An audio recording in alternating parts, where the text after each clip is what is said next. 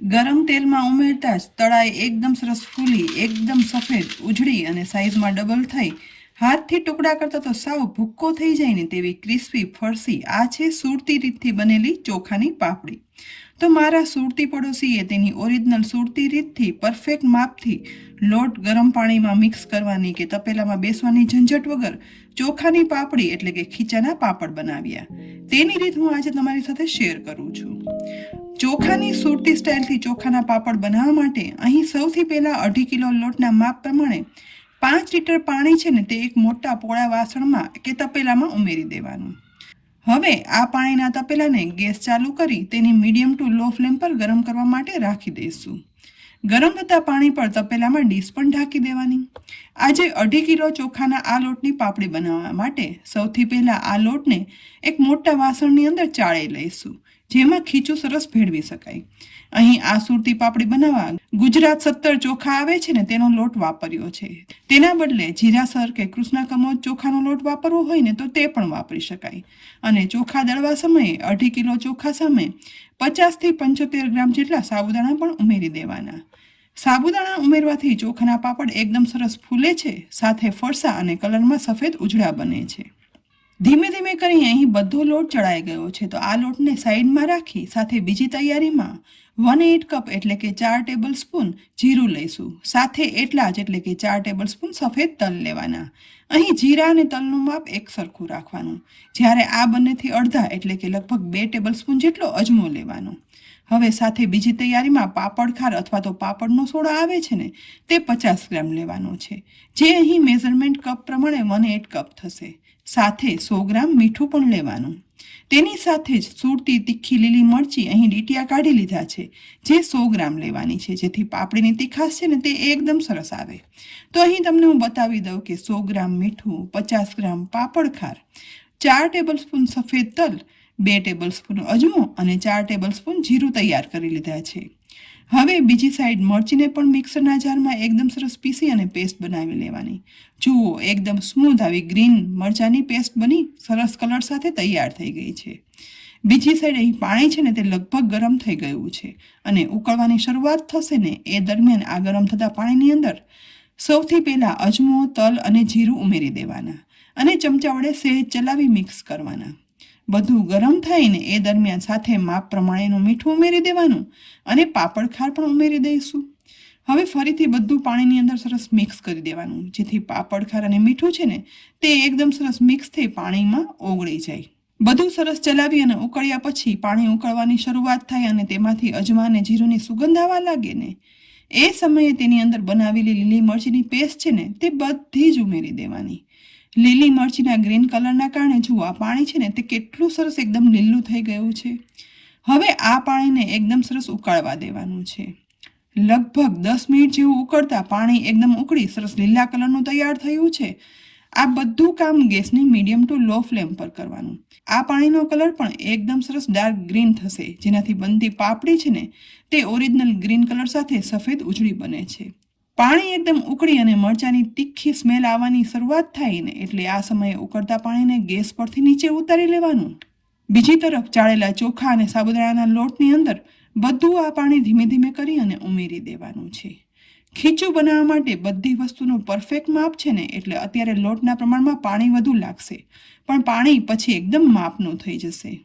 બધું પાણી ઉમેરી દીધા પછી લોટની અંદર બધું મિક્સ કરવાની શરૂઆત કરવાની. જુઓ, ગ્રીન કલર મરચીથી કેટલો સરસ પાણીનો ગ્રીન કલર આવ્યો છે. તેમાંથી બનતું ખીચું પણ એકદમ સરસ બની અને તૈયાર થશે.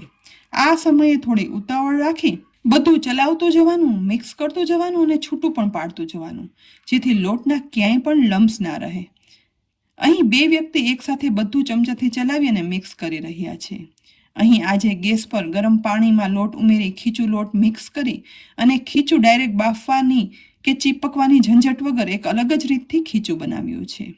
તો આ રીતે બધું મિક્સ કરતાં અહીં જુઓ પાણી છે ને તે વધારે લાગતું હતું ને તે હવે ચોખાના લોટે શોષી લગભગ 6 થી 7 મિનિટ જ આ રીતે મિક્સ કર્યા પછી બહુ વધારે ઢીલું પણ નહીં અને બહુ વધારે કઠણ પણ નહીં, લમ્સ વગરનું ખીચું બની ગયું છે.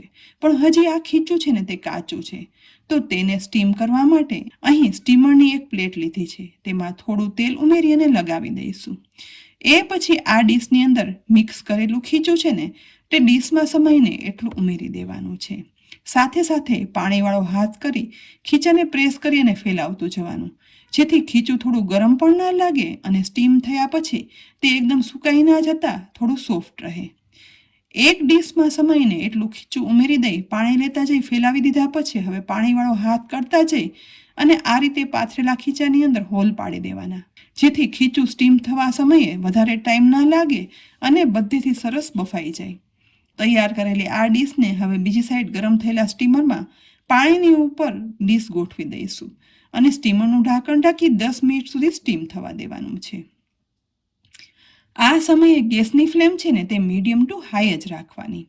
એ દરમિયાન બીજી ડીશમાં પણ ખીચાને સ્ટીમ કરવા માટે ફેલાવીને તૈયાર કરી દઈશું, જેથી એક ડીશમાં ખીચું સ્ટીમ થઈ જાય ને તો બીજી પ્લેટ છે ને તે ડાયરેક્ટ મૂકી શકાય.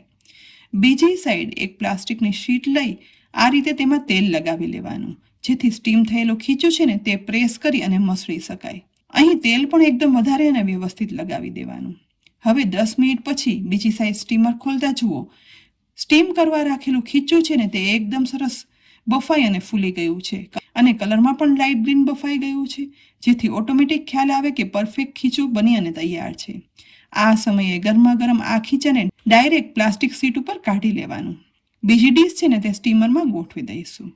સાથે સાથે પ્લાસ્ટિક શીટ પર ગરમ રહેલા ખીચાને શીટની મદદથી જ મસળવાની શરૂઆત કરશું અને જેટલું આ ખીચું વધારે મસળાશે ને તેટલી જ આ પાપડી છે ને તે ફૂલી અને સરસ બને છે.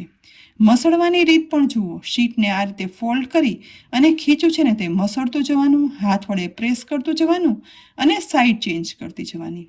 આ રીતે જેટલું વધારે ખીચું એકદમ સરસ મસળાશે ને એટલું જ ખીચું છે ને તે લમ્સ વગરનું સોફ્ટ બની જાય છે અને તેમાંથી બનતા પાપડ પણ જલ્દી વણાઈ જાય છે. સાથે સાથે બન્યા પછી એકદમ સરસ પાપડ ફૂલે છે. લગભગ 4 થી 5 મિનિટ આ રીતે પ્રેસ કરતા અહીં ખીચું એકદમ સોફ્ટ સ્મૂથ થઈ ગયું છે. તો હવે તૈયાર થયેલા લોટને હાથમાં થોડું એવું તેલ લગાવી હાથથી જ સહેજ મસળી લેવાનું અને એ પછી તેમાંથી આ ગરમ જ ખીચું છે ને ત્યારે લુવા પાડવાની શરૂઆત કરશું અને ધીમે ધીમે પાડેલા લુવા છે ને તેને ગોળ પણ વાળી લેવાના અને એક વાસણની અંદર મૂકી દેવાના, જેથી તે સુકાય નહીં. પાપડ જેવડા નાના કે મોટા બનાવવા હોય ને તે પ્રમાણે લુવા વાળી અને તૈયાર કરી લેવાના. આ કામ છે ને તે ખીચું ગરમ હોય ને ત્યારે જ કરી લેવાનું. જો ખીચું ઠંડુ થશે ને એ પછી લુવા વાળીએ ને તો પાપડમાં તિરાડ પડી જાય છે. બસ અહીં પહેલી ડીશ સ્ટીમરમાં મૂકી હતી ને તેટલા લુવા તૈયાર થઈ ગયા, એટલે હવે પાપડ વણવાની શરૂઆત કરવાની. એક લુવો વાસણમાંથી બહાર કાઢી બાકીના લુવા ઢાંકી દેવાના અને લાકડાના પાટલા પર સહેજ તેલ લગાવી આ રીતે વણવાની શરૂઆત કરશું. અહીં જ્યાં પણ જરૂર લાગે ને ત્યાં તેલ છે ને તે પાટલા પર લગાવતું જવાનું, જેથી ખીચું ચીપકે નહીં. અને ખીચું અહીંયા પરફેક્ટ બન્યું છે ને એટલે જરા પણ ચીપક્યા વગર એકદમ સરસ પાપડ વણાઈ અને તૈયાર થશે. જો મશીનમાં પાપડ બનાવો ને તો પણ આ જ રીતે ખીચું બનાવવાનું. ધીમે ધીમે વણતા મીડિયમથી મોટી સાઇઝનો પાપડ એક સરખી થિકનેસનો વણાઈ અને તૈયાર થઈ ગયો છે. તો એક ડીશમાં પાપડ રાખવા માટે પહેલાં તેની અંદર તેલ લગાવી લેવાનું. એ પછી પાપડને પાટલા પરથી અલગ કરી તેલ લગાવેલી ડીશમાં આ રીતે ગોઠવી દઈશું. અહીં પરફેક્ટ ખીચું બન્યું છે ને એટલે જરા પણ આ પાપડ ચીપકશે નહીં અને એકદમ સરસ વણાઈ અને તૈયાર થશે. ફક્ત વણવા સમયે આખો પાપડ ના ફેરવતા પાટલી ફેરવતું જવાનું. અહીં વણાયેલો બીજો પાપડ છે ને તે પણ પહેલા પાપડ ઉપર આ રીતે ગોઠવી દેવાનું. બધા પાપડ એકસાથે જ વણી લેવાના, છતાં પણ તે ચીપકશે નહીં અને બધા એકી સાથે જ હવે આપણે સૂકવશું. અહીંયા ધીમે ધીમે કરી જુઓ, બધો લોટ સ્ટીમ કરી ખીચું બનાવી અને ટોટલ આ રીતે 2 થી 3 ડીશ ભરી પાપડ વણી અને તૈયાર કરી લીધા છે અને એક પછી એક ઉપર થપ્પી પણ બનાવી લીધી છે. તો હવે આ વણેલા પાપડને સૂકવવા માટે ટેરેસ પર લઈ જઈએ. આ રીતે કોઈ પણ એક કોટનનું કપડું, સાડી કે પછી પ્લાસ્ટિક હોય ને તે ફેલાવી દેવાનું અને તેના પર બધા પાપડ વણેલા છે ને તે અલગ કરતા જઈ અને સૂકવવા માટે ફેલાવી દેવાના. જુઓ, બધા પાપડ સાથે વણ્યા હતા અને થપ્પી છે છતાં પણ વણ્યા પછી એકબીજા સાથે ચીપક્યા નથી. એટલા સરસ બની અને તૈયાર થયા છે. એક એક વણેલા પાપડને છૂટું પડતું જવાનું અને અલગ અલગ ફેલાવી દેવાનું છે. ઘરમાં જો તડકો ના આવતો હોય ને તો પંખા નીચે પણ આ પાપડને આ રીતે વણી અને સૂકવી શકાય છે. બધા પાપડ થોડા સુકાઈ જાય ને એ પછી એક દિવસ માટે થોડો સાથે રાખી અને તડકો આપી દેવાનો, જેથી તે આખું વરસ સારા રહે. અહીં બધા પાપડને સૂકવી લીધા. બીજી સાઈડ સાથે સાથે આ જ ખીચામાંથી થોડી એવી ચોખાની મમરી પણ સંચા વડે પાડી લીધી છે. આ જ ખીચામાંથી આ રીતે ચોખાની મમરી પણ બનાવી શકાય. 24 કલાક પછી અહીંયા બધા પાપડ સુકાઈ ગયા ને એટલે એક મોટા વાસણમાં લઈ લીધા છે. તેની સાથે બનેલી ચોખાની મમરી પણ તૈયાર થઈ ગઈ છે. તો આ બધી મમરી અને ચોખાના પાપડ એકઠા કરી એક દિવસ તડકે રાખી દેવાના, જેથી તે એકદમ કડક ક્રિસ્પી થઈ જાય. અહીં જોઈ શકાય છે કે પાપડ કેટલા ક્રિસ્પી, એકદમ સરસ ઉજળા અને તિરાડ વગરના પરફેક્ટ બની અને તૈયાર થયા છે.